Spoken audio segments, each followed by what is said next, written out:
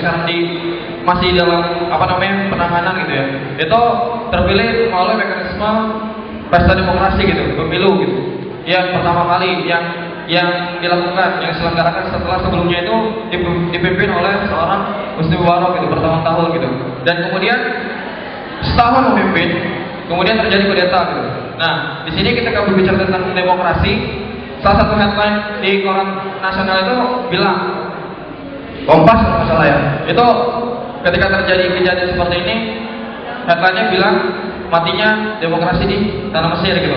Nah, di sini ketika berbicara tentang demokrasi ya jelas itu.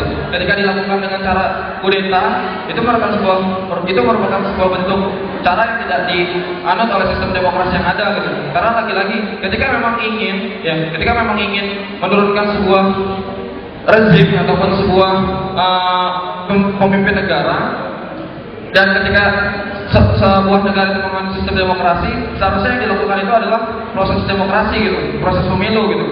Ya, walaupun dalam setahun kepemimpinan Presiden Mursi ini banyak aksi-aksi demonstrasi yang meminta pertanggungjawaban, yang meminta progres yang sangat cepat gitu. Tapi yang jelas ketika sebuah negara ini menganut sistem demokrasi, ya jelas itu. Ketika memang ingin menurunkan sebuah rezim atau menurunkan sebuah pemimpin negara ya juga lewat proses demokrasi gitu, bukan dengan proses kudeta gitu.